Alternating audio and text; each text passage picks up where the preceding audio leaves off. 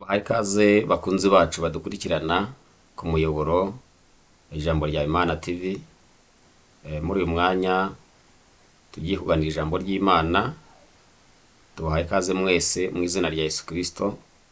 Imana ibahe umugisha. Reka dusenge Imana. Imana turagushimiye uyu munsi mwiza uduhaye. Turakwinginze ngo ubane natwe kandi umurimo wawe ushyigikire kuko uri Imana. Mwuka wera abane n'umugaragu wawe, kandi umuntu wese wumva iri jambo iki kiganiro umuhe kugiraho umugisha, gushya aruhuke, wari ubabaye anezerwe, wari ufite ibibazo n'intambara mutabara umurengere, kandi umuntu wese wari ufite ibyo anyuramo umuhe kwihangana no gukomera kuri wowe, kugira ngo igihe gikwiriye uwo ukwiriye gutabara umutabare, izina rye rishyirwe hejuru. Urakoze cyane, uduhana umugisha n'abadukurikiye n'abazadukurikira bose, mu izina rya Yesu Kristo umwami wacu, amen. Nk'uko bisanzwe, amazina ni Emmanuel Nzabonimana. Ndagira ngo dukomeze tuganire ijambo ry'Imana Imana iduhaye kuganiraho, kandi tugira ngo tukubwire ngo Imana iguhe umugisha. Imana iguhe umugisha, wowe ufashe umwanya wawe, wowe ufata umwanya wawe ukumva ibiganiro byacu, ukumva ijambo ry'Imana. Nta bindi biganiro dufite kuri uyu muyoboro. Uyu muyoboro uriho ijambo ry'Imana. Uriho ijambo ry'Imana, nta bindi biganiro dufite, nta wundi murongo dufite. Ni uyu murimo wo kwamamaza ubutumwa bwiza bwa Yesu Kristo bwazaniye abantu bose amahoro. Ndagira ngo rero ufashe umwanya wo kudukurikira, niba hari undi murongo wowe urimo, turagira ngo tukubwire ngo uyu muyoboro n'uw'ijambo ry'Imana. N'uw'ijambo ry'Imana, nta bindi biriho, nta busesenguzi buriho, nta politiki irimo, nta bindi. Ni ijambo ry'Imana rinyuzwaho gusa, nabwo rigamije kuzana abantu kuri Kristo Yesu. Rigamije gufasha abantu bifuza kwegera Imana, rigamije kuzana abantu kuri Yesu, rigamije gutuma abantu bahinduka bakava mu byaha bakagenda batungana, rigamije gufasha abantu kwezwa no kwiboneza kugira ngo umugeni wa Kristo abeho ashyitse, yuzuye, ataburaho na gatoya. Niyo ntego yacu ituma duhagurutse ngo tubwire abantu ijambo ry'Imana. Turagira ngo kandi tubasabe abantu mudukurikira kuri uyu muyoboro, ni byiza mudukurikiye ijambo ry'Imana mufashijwe naryo, hari aho ribakuye ari ribagejeje, turabishimira Imana ku bwanyu. Kandi mukomeze mutere intambwe yo gushaka uko mwamenya ibyo umwami ashima ari byo mukora. Mujye mudukurikira buri munsi, kandi rwose biremewe ukibona ikiganiro kwandikamo hepfo igitekerezo cyawe kikatugeraho muri komenti. Ushoboye kubyandikamo arandikamo ibyo twahindura, ibyo twabaganirizaho bishingiye ku ijambo ry'Imana, ibyo mwifuza ko twabaganirira, icyigisho mwifuza, mbese uko mubona twateza imbere umurimo w'Imana mu buryo bw'ijambo ry'Imana. Nta bindi biri hirya aho, nta bindi biri hirya y'ibyo, ni ijambo ry'Imana. Kandi ndagira ngo mbabwire ngo uyu ni umurimo w'umuhamagaro, ntabwo ari umurimo abantu bajyamo bakurikiye izindi nyungu. Turagira ngo tubwire abantu ngo ni umurimo wo kugeza ku bantu b'Imana ijambo ryayo. Imana yaraduhamagaye rero ngo tubwirize ubutumwa bwiza mu cyimbo cya Yesu Kristo, turinginga abantu kuza kuri Yesu. Imana iguhe umugisha. Niba udukurikiye aho uherereye hirya no hino, Imana iguhe umugisha mu izina rya Yesu. Katuganire ijambo ry'Imana. Ndabizi ko ijambo ry'Imana ari inkota ityaye. Ijambo ry'Imana ni imbaraga. Ijambo ry'Imana ni umutsima utera imbaraga. Ndagira ngo nkubwire ngo ijambo ni byo kurya by'ubugingo bitunga umugenzi mu minsi yose y'uru rugendo. Ukwiriye guha agaciro ijambo ry'Imana, niryo nkomezi yawe, niryo mbaraga yawe, niryo muyobora mwiza ukwiriye, kandi niryo buhanuzi bwiza bukwiriye, butavangiye umuntu wese atashyiramo amarangamutima ye. Ariko ndakwinginze kugira ngo igihe cyose ujye ufata umwanya wiherere, wumva ijambo ry'Imana, ubihaye umwanya usenga Imana, ukurikira ijambo ry'Imana, hanyuma ufashwe mu izina rya Yesu. Kandi winginge Mwuka Wera kugira ngo aze aho uri, kugira ngo ubashe kugira umugisha ku Mana. Urakoze cyane. Reka tuganire ijambo ry'Imana. Ijambo ry'Imana tugiye kuganira rifite intego ivuga ngo mureke kwihangana. Haleluya. Mureke kwihangana gusohoze umurimo wako. Mureke kwihangana gusohoza umurimo wako. Turafashwamo n'ijambo ry'Imana dusoma mu gitabo cyo kubara ibice 9 umurongo wa 15. Turasoma turangiza umurongo wa 23. Tuze gusoma n'urwandiko rwanditswe na Yakobo igice cya mbere, duhere ku murongo wa 2 turangiza uwa 4, tuze gusimbuka hepfo dusome n'umurongo wa 12. Intego y'ijambo ry'uyu munsi nkuzaniye iravuga ngo mureke kwihangana gusohoze umurimo wako. Mureke kwihangana gusohoze umurimo wako. Ese umurimo wo kwihangana ni uwuhe? Kwihangana kugenda kukageza kuki? Iyo umuntu yihanganye bigenda gute? Umusaruro uva mu kwihangana ni uwuhe? Ijambo ry'Imana riraza kutwereka, turaza kurebera hamwe uburyo kwihangana kubyara umusaruro, kubyara inyungu, kuzanira umuntu ibintu by'agaciro abantu benshi badaha agaciro. Urakoze cyane. Reka dusomere ijambo dusoma mu gitabo cyo kubara igice cya 9 umurongo wa 15. Haranditse ngo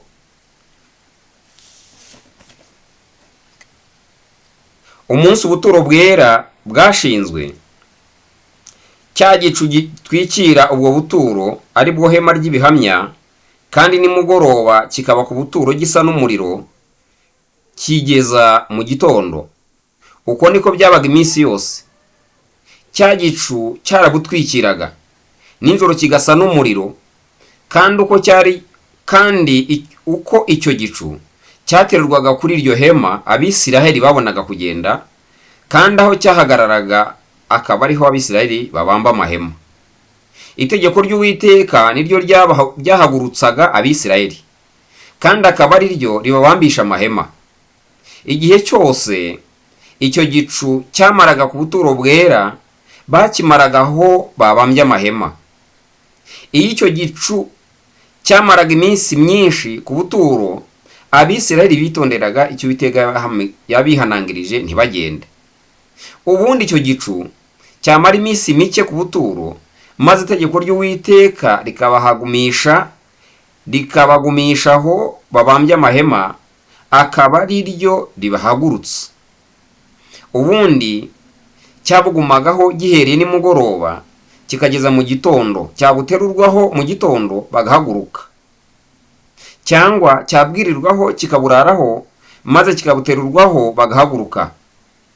Naho yaba iminsi 2 cyangwa ukwezi cyangwa umwaka, iyo icyo gicu cyatindaga ku buturo bwera kikabugumaho, Abisiraheli bagumaga aho babambye amahema ntibagende, maze cyabuterurwaho bagahaguruka bakagenda. 23. Itegeko ry'Uwiteka niryo ryababambishaga amahema, kandi akaba ari ryo ribahagurutsa. Bitonderaga ibyo Uwiteka bihanangirije, uko Uwiteka yategekeye mu kanwa ka Mose. Imana tugire neza. Reka dusome n'iri jambo ry'Imana dusanga mu gitabo cyanditswe na Yakobo, urwandiko rwanditswe na Yakobo igice cya mbere umurongo wa 2. Haranditse ngo, dusome twihuse. Haranditse ngo, bene data mwemere ko ari iby'ibyishimo rwose nimugubwa gitumo nibibagerageza bitari bimwe. Mumenye yuko kugeragezwa ko kwizera kwanyu gutera kwihangana. Ariko mureke kwihangana gusohoza umurimo wako, mubone gutungana rwose mushyitse mutabuzeho na gato. 12 hepfo gato haravuze ngo, hahirwa umuntu wihanganira ibimugerageza, kuko namara kwemerwa azahabwa ikamba ry'ubugingo iry'Imana yasezeranije abayikunda. Imana itugire neza.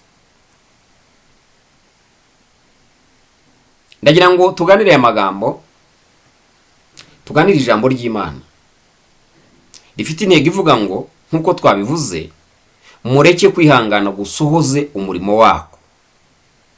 Twavuze ngo muri iri jambo turaza gusangamo inyungu ziva mu kwihangana, umumaro wo kwihangana. Yakobo yaranditse aravuga ngo, bene data, ndagira ngo mwemere rwose ko ari iby'ibyishimo, mwemere donko mwizere, mumenye mudashidikanya, kandi munezezwe ko ari byiza nimugubwa gitumo n'ikome ryo kubagerageza, cyangwa se nibibagerageza bitari by'uburyo bumwe. Mu yandi magambo, nimubona ibibagerageza byinshi bije aho muri, mwemere ko ari iby'ibyishimo. Ndagira ngo mabwire ngo umuntu wese uri muri iyi nzira, uri muri urugendo, nk'uko Yakobo yanditse, akwiriye kumenya ko ibimugerageza bije aho ari. Haleluya! Ari iby'ibyishimo, ko ibyo ngibyo bigomba kumugerageza, kuko ibyo bije kugerageza kwizera k'umukristo, bije kugerageza kwizera k'umukiranutsi. Ntabwo umuntu yaba ngo avuge ngo nizera Imana, ngo ngorera Imana, nkunda Imana, nkurikiye Imana, ariko iyo hataje igipimo, iyo hataje ikiza kugaragaza ngo mbese kwizera wizera Imana kungana gute, ntabwo wamenya urugero uhagazeho. Ariko bene ibyo Petero yanditse avuga ati, mwemere ko ari iby'ibyishimo nimugubwa gitumo n'ibibagerageza bitari by'uburyo bumwe. Mbese nimugubwa gitumo n'ibibagerageza byinshi bitandukanye mu nguni zose, mu buryo bwose bwo kubagerageza. Nimubona bibaguyeho, mukabona bibajeho, mwemere ko muhiriwe, ko mugira umugisha, ko ari iby'ibyishimo mukwiye kunezezwa nabyo, kuko bije kugerageza kwizera kwanyu. Ngo kandi kwizera, iyo umuntu kugeragejwe, gutera kunesha. Imana itugire neza. Nta muntu rero ukwiriye kumva ko ibigerageza ari bibi. Icyakora birababaza, kandi nubwo bibabaza, ariko ijambo ry'Imana ritwereka ko birakwiriye kugira ngo kwizera kukurimo kugeragezwe. Birakwiriye kugira ngo uwo wamenye bigeragezwe, bigaragare ko wamenye ari uwanyawe, bigaragare ko Imana wakurikiye ari iya nyayo. Ukwiriye nyine kugeragezwa kugira ngo bigaragare ibyo urimo. Twajya tukavuga ngo twakurikiye Imana, twamenye Imana, tuzi Imana, ni byiza. Ariko iyo hatagize ikiza kugerageza bene uko kwizera, twabwirwa n'iki ko ibyo tuvuga koko ari ibyanyabyo? Nibyo Yakobo rero yanditse aravuga ngo, mumenye yuko kugeragezwa ko kwizera kwanyu gutera kwihangana. Mu yandi magambo, ibyo wizeye wowe wamenye, wowe wakurikiye, impamvu z'ibyiringiro byawe, impamvu zituma wizera, nizigeragezwa, zikageragezwa koko byanyabyo, bizagutera kwihangana. Kandi bene uko kwihangana kuzagutera kunesha. Twavuze ngo mureke kwihangana gusohoze umurimo wako. Uyu murongo wa 3 wa 4 wavuze ngo, ariko mureke kwihangana gusohoza umurimo wako, mubone gutungana rwose mushyitse, mutabuzeho na gato. Kwizera kwawe gukwiriye kugeragezwa, kandi uko kwizera kwageragezwa kukavamo kwihangana. Uko kwihangana nako kugatera kunesha. Imana itugire neza.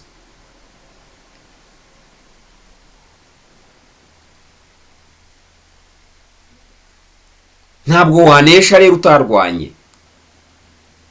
kandi ntiwarwana udafite kwihangana, intambara wayigwamo vuba. Hano hepfo ageze ku murongo wa 12 yaravuze ngo, hahirwa, hahiriwe umuntu wese wihanganira ibimugerageza, kuko namara kwemerwa azahabwa ikamba ry'ubugingo, iry'Imana yasezeranije abayikunda.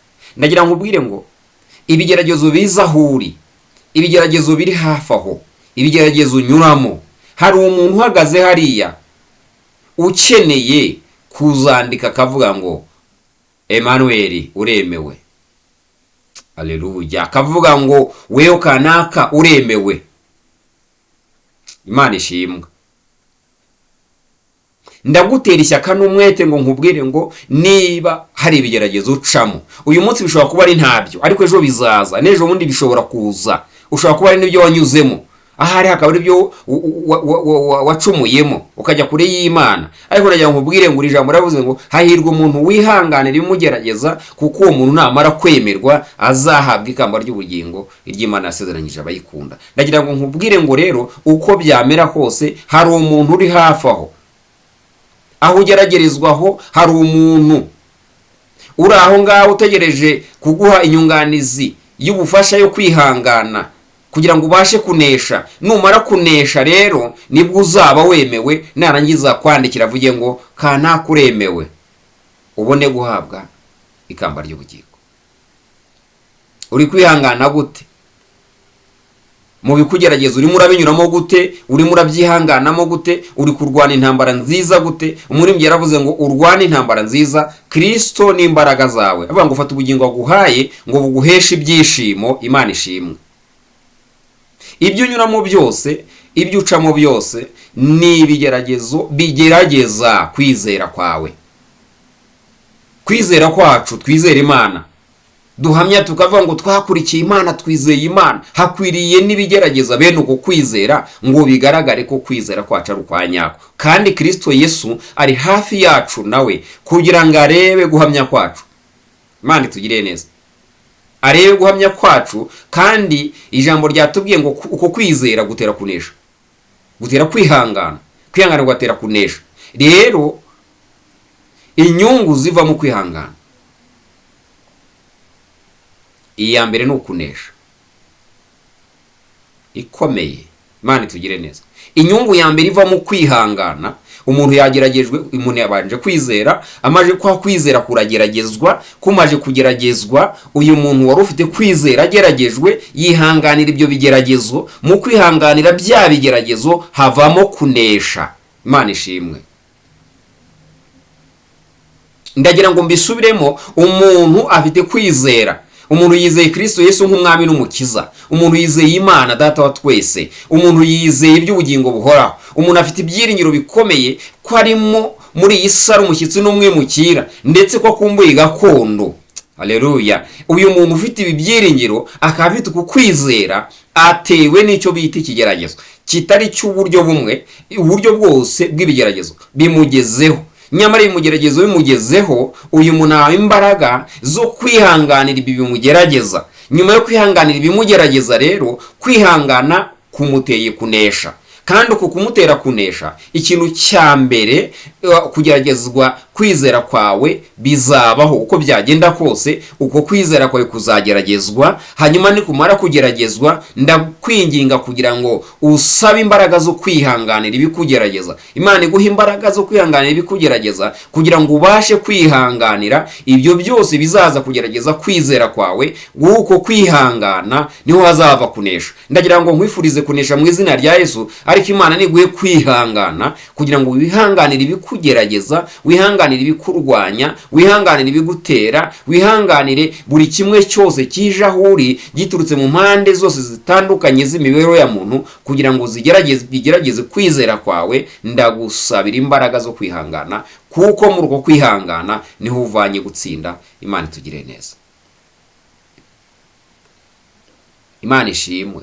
Imana iguha imbaraga zo kunesha, Imana iguha imbaraga zo kwihangana bigutere kunesha, kuko umuntu wese wihangana ibimugerageza akanesha. Kristo Yesu arahari ngo amwandikire ngo avuge ngo wowe uratsinze, genda ujye mu murage w'abana b'Imana, genda ujye mu murage w'abazahabwa gakondo. Wemerewe gakondo, ubugingo buhoraho urabutsindiye. Utsindiye ibyakugerageje byose, utsindiye intambara zose wabayemo, bwa burwayi wabayemo ukabwihanganamo, dore uranesheje. Ntambara wabayemo ukazihanganamo, dore uranesheje. Yesu Kristo umwana w'intama w'Imana. Izina ry'Imana nirishimwe. Ndagira ngo mbwire abantu rero ngo ni Imana nibahe kwihangana, kandi uko kwihangana ikubakomereze kugira ngo mugere igihe cyo kuzanesha, mwemerwe, mwandikirwe ko mwanesheje. Imana tugire neza. Reka twihute dusubire inyuma gato aha twasomye mu kubara, twasomye amagambo akomeye, ngira ngo tuyagarukeho hanyuma tuze gusenga Imana mu kanya gato. Ntabwo nshaka kuza gutinda. Twasomye amagambo akomeye, ngira ngo nongere nkwibutse, reka nongere se nk'usubiramo nyasome. Niba ufite Bibiliya nawe wayasoma, ariko reka nongere nyasubiremo. Igice cya 9 ku murongo wa 15 havuze ngo, umutwe wavuze ngo inkingi y'igicu yayoboraga Abisiraheli mu rugendo rwabo. Umunsi ubuturo bwera bwashinzwe, cya gicu gitwikira ubwo buturo ari bwo hema ry'ibihamya, kandi nimugoroba kikaba ku buturo gisa n'umuriro kikageza mu gitondo. Uko niko byabaga iminsi yose, cya gicu cyarabutwikiraga, nijoro gisa n'umuriro. Kandi uko icyo gicu cyaterurwaga kuri iryo hema, Abisiraheli babonaga kugenda, kandi aho cyahagararaga akaba ari Abisiraheli bamba amahema. Itegeko ry'Uwiteka niryo ryahagurutsaga Abisiraheli, kandi akaba ari ryo ribabambisha amahema. Igihe cyose icyo gicu cyamaraga ku buturo bwera, bakimaragaho babambye amahema. Iyo icyo gicu cyamaraga iminsi myinshi ku buturo, Abisiraheli bitonderaga icyo Uwiteka yabihanangirije ntibagende. Ubundi icyo gicu cyamara iminsi mike ku buturo, maze itegeko ry'Uwiteka rikabagumishaho babambye amahema, akaba ari ryo ribahagumisha. Ubundi cyabugumaho gihereye nimugoroba kikageza mu gitondo, cyabuterurwaho mu gitondo bagahaguruka, cyangwa cyabwirirwaho kikaburaraho maze kikabuterurwaho bagahaguruka. Naho yaba iminsi 2 cyangwa ukwezi cyangwa umwaka, iyo icyo gicu cyatindaga ku buturo bwera kikabugumaho, Abisiraheli bagumaga aho babambye amahema ntibagende, maze cyabuterurwaho bagahaguruka bakagenda. Itegeko ry'Uwiteka niryo ryabambishaga amahema, kandi akaba ari ryo ribahagurutsa. Bitonderaga ibyo Uwiteka yabihanangirije, uko Uwiteka yabategekeye mu kanwa ka Mose. Imana tugire neza. Alleluia. Imana ishimwe.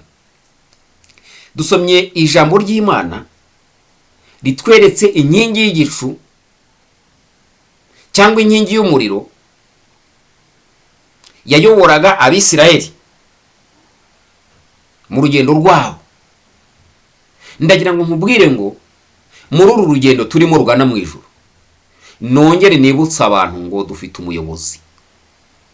Ntabwo tugenda mu kigare, ntabwo tugenda uko twishakiye. Hariho uburyo tugomba kugendamo, tugenda dutungana. Hariho inzira tugendamo, kandi Bibiliya yatubwiye ngo iyo nzira abagenzi naho baba arabaswa, Alleluia, ntabwo bazayiyoba, ariko abantu banduye imitima bazayigwamo. Bivuze ko iyi nzira ifite amahame, ifite umurongo washyizweho na nyir'ururembo tujyamo, ko umuntu agomba kubahiriza ayo mahame n'amabwiriza kugira ngo agere muri ururembo tugiye. Bene data, ntabwo dukwiriye kugenda nk'abatagira ubwenge, ahubwo dukwiriye kugenda nk'abafite ubwenge, kubera ko inzira tugendamo hari inzira yashyizweho na Kristo Yesu umwana w'intama w'Imana, kandi iyo nzira abantu bose bayigendamo bafite inyunganizi n'inkomezi mu rugendo, ariko bafite n'amabwiriza n'amategeko abagenga. Ntabwo kugenda muri inzira no gupfa kugenda gusa. Nubwo hari abantu bagiye baza gutyo bakinjira muri iyi nzira, Imana ishimwe. Igitabo cy'umugenzi kitwereka ahantu umukristo yageze, ngo ageze ku nzira agasanga hari abantu basinziriye mu kibaya hirya y'inzira gatoya, kandi bakaba basinziriye bahambiriye iminyururu. Arangije ngo abagirire impuhwe, arababwira ati nyamuna nimukanguke tugende, mwikishinga iki kibaya mugezemo, dore ahari umurezi wacu wivuga nk'intare, aramutse abasanze musinziriye hano yabagira umuhigo we. hari harimo wita Muswa ngo na Ruhangara, bari abantu batatu. Hanyuma rero umwe ngo aramubwira ati yewe nta kibi mbonye, ibyo uvuga se biri hehe? Undi aramubwira ati yewe igitereko cyose kigira aho giterekwa, ikintu cyose kigira aho giterekwa. Ariko hasi ko nshaka gutinda, kuko umukristo yababajwe nuko aba bantu ngo barangije baramubwira bati reka twongere twisinzireho gatoya turabona nta kibi gihari. Umukristo ababazwa nuko aba bantu yarabagira impuhwe kandi abonye abantu baboshye iminyururu ashaka no kubahambura ngo bakomezanye urugendo, ariko bakamubwira bati rwose twihwerere turabona nta kibi gihari, turabona ari amahoro, turabona ibintu bimeze neza, reka twongere twisinzirire. Hari abantu bameze gutyo badakeneye n'ubabwira ati nyamuna ni mukanguke dukomeze urugendo, ibintu birakomeye, dore mwaratewe, dore Satani yarabarashe, dore aho muryamye muri icyo gikombe, umurezi wanyu wivuga nk'intare araza kubagira umuhigo we. Bakavuga ati reka ibyo uvuga ntabyo. Imana itugire neza. Ariko ndashaka kuvuga ku bantu ngo yigiye imbere gato ari muri iyo nzira, ngo abona abandi bantu buri inkike bagwa mu nzira, batanyuze mu irembo rirasukirwamo, batanyuze aho umuntu wese agomba kunyura kugira ngo agere muri iyi nzira. Harimo ba mihango y'idini, harimo bandirarira. Hanyuma ngo arangije arabaza ati ese bene data ko mbona mwe mugeze muri iyi nzira muri inkike, kandi iyi nzira nyirayo nyir'ururembo tujyamo yarabanje arabaza ati se mwe murajya he? Baravuga bati turajya Siyoni gushimirwayo. Ahita yumva ko aba bagenzi nabo bafatanyije nawe urugendo, agira impungenge arabaza ati ese ko mbonye mwebwe mugeze muri iyi nzira muri inkike mukagwamo, kuki mutanyuze ku irembo rirasukirwamo? Baramubwira ati rero twebwe ibyo by'irembo rirasukirwamo abantu b'iwacu mu gihugu duturutsemo tuzi neza, nabo bazi neza ko nyir'uru rurembo tujyamo ari umunyarukoni, afite amategeko akomeye, afite amategeko akakaye. Abantu bagenda muri iyi nzira ashyiraho ibintu byinshi by'amananiza. Ubwo rero kubera iyo mpamvu twebwe twariyorohereje, n'abacu niko tuza twurira inkike tukagwamo. Ambwira ati kandi twebwe uko twageramo kose icy'ingenzi nuko turi mu nzira turimo tugenda. Mukristo arabaza ati ese none nyiri inzira tugendamo ko hari amabwiriza n'amategeko yashyizeho, none ko mutayubahiriza aho nimugerayo ntimuzatsindirwa imbere? Arabaza ati ese ibyo bintu muvuga koko mwaburana mwabitsindira? Baravuga batumva twebwe tumaze imyaka irenga 1000 ariko tuza muri iyi nzira, twe n'abacu rero urumva uwo muhango umaze iyo myaka wo kurira inkike tukajyamo, naho twaburana twawutsindira n'umucamanza urumva ko atavuga ko twatsinzwe kandi umuhango umaze igihe umenyerewe. Mukristo arabwira ati rero mfite impungenge, mwarimo kwire kuba mwanyuze ku irembo rirasukirwamo. Baramubwira bati ihora yewe urapfa iki natwe? Uko uri mu nzira niko turimo, uko ugenda niko tugenda, uko uririmba niko turirimba, uko ubwiriza niko tubwiriza, uko uhanura niko duhanura. Imana itugire neza. Mbese aho mu nzira twese ntituri abagenzi? Hari aho byanditse ku gahanga se ko nuri inkike? Hari aho byanditse se mwirangamuntu ko naje ntanyuze kuri irembo rirasukirwamo? Baramubwira tupfa iki natwe? Icy'ingenzi nuko turi mu nzira kandi ntuturusha kugenda muri iyi nzira, uko ugenda natwe niko tugenda. Icy'ingenzi nuko tuyirimo. Baravuga ati icyo tubona turushije ati swako kambaro wahawe ngo gahishe ubwambure bw'isoni z'ubwambure bwawe. Arabwira ati cyo kora muvuze neza koko, uyu mwambaro mfite nawe uhawe na nyiri ururembo ngeze ku musaraba. Haleluya. ngeze kuri rya rembo rasukirwamo ho naturiye imitwaro akama n'umuzingo w'igitabo, ni nawe yamereye uwo mwambaro ngo mpishe isoni z'ubwambure bwanjye. Ibyo muvuze nibyo. Aravuga ati kandi icyo nizera cyo ningera ku irembo rya nyir'ururembo azamenya kuko uyu mwambaro wawumpaye kandi azansobanukirwa kuko mfite n'umuzingo. Iki ni ikimenyetso yampaye kandi azamboneraho icyo gihe. Imana ishimwe. Hari abantu bagiye baza muri iyi nzira rero banyuze quelque part, ariko kandi bakavuga ko umuhanga ari ukuteye ari nako bimeze, bakavuga ngo reka twomeze twigendere, icy'ingenzi nuko turi mu nzira. Ndagira ngo mubwire ngo uri mu nzira, ariko ku iherezo ry'iyi nzira hari icyo uzabazwa wahawe na nyir'ururembo. Mbese inzira ugendamo wasezeranye iki na nyir'ururembo? Mbese inzira ugendamo nyirayo yagusezeranije iki? Mbese iyi nzira uri kugendamo ufite ibyiringiro ki? Mbese umunsi uzagera ku iherezo ry'iyi nzira uzagaragaza iki? Imana itugire neza. Wisuzume, wirebe niba inzira ugendamo. Harageze ngo abantu be gutera waraza, twe rwose gutera waraza ngo umuntu avuge ngo nkurikiye Yesu namenye Imana, ariko umuntu iyo Mana ntayizi, ururembo ajya mu ashwi. Icyapfa nuko abona ko harimo umuziki, icyapfa nuko abona ko harimo kwambara neza, icyapfa nuko abona ko ari relax place and time, mbese akumva ko ari igihe cyo kuba yaba aruhutsemo, hari ahantu heza ameze neza, hari ahantu yahurira n'abantu, nawe akagira hagaragariza ko azi kwambara, nawe akaba yagaragariza ko nyine ameze neza, yashimirwa akagira icyubahiro, ariko akaba muri iyo nzira adatekereza ku iherezo ry'iyi nzira. Ndagira ngo mbwire ngo iyi nzira turimo rero ifite amategeko n'amabwiriza nyirinzira yashyizeho kandi n'uburyo bwo kuyigendamo. Uhereye mu by'abatubanjirije rero, iri jambo dusomye mu gitabo cyo kubara ritweretse uburyo inkingi y'igicu yabaga hagati mu Bisiraheli, igatwikira rino hema ry'ibihamya. Rikimara gushyirwaho ninjoro ikaritwikira ari inkingi y'umuriro. Bibiliya yatweretse iki? Bibiliya yatweretse ko iyo iki gicu kirwaga ku ihema kikararaho, bugacya kikirirwa kikararaho, Abisiraheli bagumaga aho ngaho bagategereza itegeko ry'Imana riza kubabwira ngo noneho igicu kivuye ku ihema, muhaguruke mugende.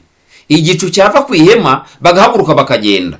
None igicu cyagaruka ku ihema, Abisiraheli bakabamba amahema yabo, bakavuga bati ubwo igicu gigarutse ku ihema ry'ibonaniro, ihema ry'ibihamya, reka natwe tubamba amahema. Itegeko ry'Imana ritegetse ko tubamba amahema hano. Bakabamba amahema aho ngaho. Bibiliya yatubwiye ngo niyo byamaraga iminsi 2 cyangwa bikamara ukwezi cyangwa bikamara umwaka, igicu kikiri ku ihema, Abisiraheli bihanganiraga icyo gihe cyose, bakamenya ko Imana ishyizeho umurongo wo gutegerereza aho ngaho. Ntabwo bemerewe guhaguruka ngo bagende, kuko itegeko ry'Imana rinyuze muri cya gicu ritegetse ko abantu bagumaho. Naho bahamara igihe kingana gute rero, iyo igicu kitaraparukura ngo kigende, utegetswe guparika.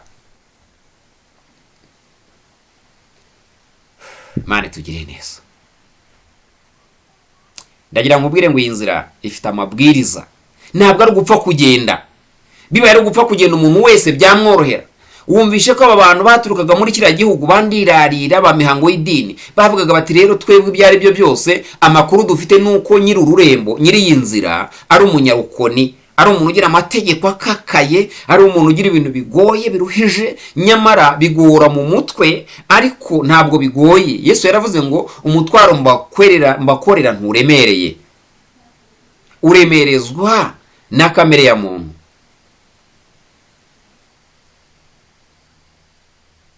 Ndagira ngo nkubwire ngo tugaruke ku ntego y'ijambo, mureke kwihangana gusohoze umurimo wako.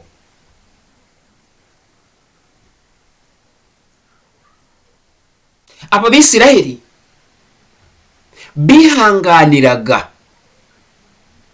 itegeko Imana yabategekeye mu kanwa ka Mose, ikababwira ngo nimubona igicu giteruwe ku ihema muhaguruka, ubwo ni igihe cyo kugenda. Kandi iyi nkingi ku manywa yababeraga inkingi y'igicu ikajya imbere, barangiza bagakurikira ya nkingi. Byagera ninjoro niba ari gukomeza kugenda, inkingi igakomeza igenda ariko imbere yabo, kandi ikajya inyuma yabo igaragara ko ari inkingi y'umuriro. ku manywa ikabajya imbere, igahinduka inkingi y'igicu ibereka icyerekezo bajyamo, nijoro ikajya inyuma kugira ngo ibamurikire bose barebe icyerekezo bakomeza bajyamo. Niba ikasi ibumoso, ubwo naho bakatiraga aho urumuri rugiye, niba ikasi iburyo naho bajyaga aho urumuri rugiye. Rero ryabaga ari itegeko ry'Imana, Imana yabahaye kandi bakihangana. Ndagira ngo nkubwire ngo inkingi y'igicu iparitse mu mvura, imvura irimo igwa, igahita iva imbere yaho, igahita iza ku ihema ry'ibihamya, bahitaga babamba amahema aho ngaho. Iyi nkingi niba yaraparikaga nijoro cyangwa se ku manywa ikirwa hejuru y'ihema, birwaga nabo baganditseho bagateka bakarya, bakirwa aho ngaho bategereje itegeko ry'Imana. Iyi tegeko rizazira rero, hashira ukwezi, hashira iminsi ibiri, hashira umwaka, birashoboka ko yanarenga, kuko ubu butayu babumazemo imyaka myinshi. Bivuze ngo rero ni itegeko ry'Imana no kugandira Imana bagiye bagira, byagiye bibatinza mu butayu. Ariko kandi Imana yari ifite icyo ishaka kugira ngo ibintu byose bizagende ku mugambi w'Imana. Ndagira ngo nkubwire ngo rero, niba inkingi y'igicu iparitse ku musozi hejuru, ikajya hejuru y'ihema, babambaga amahema aho. Niba iparitse mu bikombe, akaba ari aho ngaho iparitse, naho babambaga amahema. Niba iparitse hafi y'inyanja, ntabwo barebaga ngo hari umuyaga, ngo hari imbeho nyinshi, ngo none ngo inkingi ngo y'igicu, ngo cya gicu ngo gise kijya hejuru y'ihema, ngo ubwo tugiye kubamba amahema hano hafi y'ikibaya cy'inyanja. Ibyo ntibabirebaga. Barabyihanganira ko ryari itegeko ry'Imana, kandi barategekeye mu kanwa ka Mose ko bakwiriye kujya bagenda ari uko Imana itanze oda yo kugenda.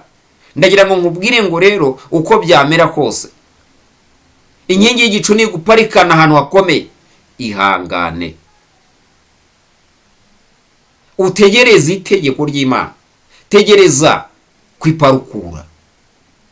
Ese iki gicu cyaguparikanye hehe wowe? Urumva cyaraparitse he? Ariko ndagira ngo nkubwire ngo aho cyaparitse hose n'uburyo hakomeyemo kose, ihangane utuze, kuko hahirwa umuntu wihanganira ibimugerageza. Ihanganira aho ngaho, igihe nikigera kigaparukura uzahaguruka ugende.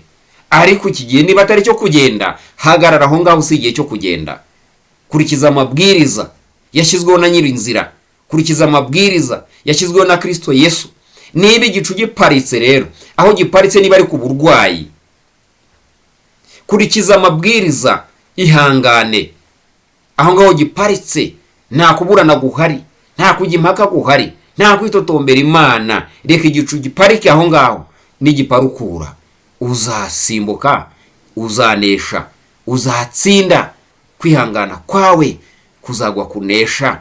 Aho igicu cyaparitse, ndagusengera nkwifuriza ngo Imana iguhe imbaraga zo kwihanganira aho igicu giparitse. Aho igicu giparitse cyaguparikanye, kandi akaba ari itegeko ry'uko utagomba kuhava, utegetswe gutegereza igihe igicu kizaparukurira. Ndagira ngo nkubwire ngo Imana iguhe imbaraga zo kwihangana kugira ngo ubashe kunesha ibikugerageza. Imana iduhane umugisha mu izina rya Yesu. Mureke dusenge Imana. Ariko ndagira ngo nkubaze, urimo kwihanganira gute ibikugerageza? Ibi byose bikugerageza, biri kugerageza kwizera kuri muri wowe indani. Ndagira ngo ubimenye, nta kindi bihiga, ni ukwizera ufite,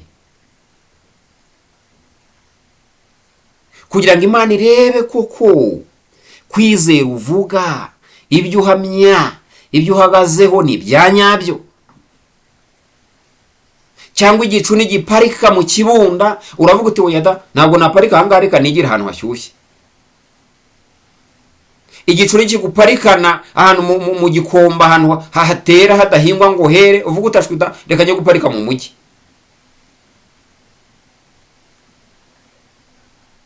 Igicu nikiguparikana ahantu ubona hatameze neza, uvuga atashwida, ntabwo ari byo, reka njye kwiparikira iriya.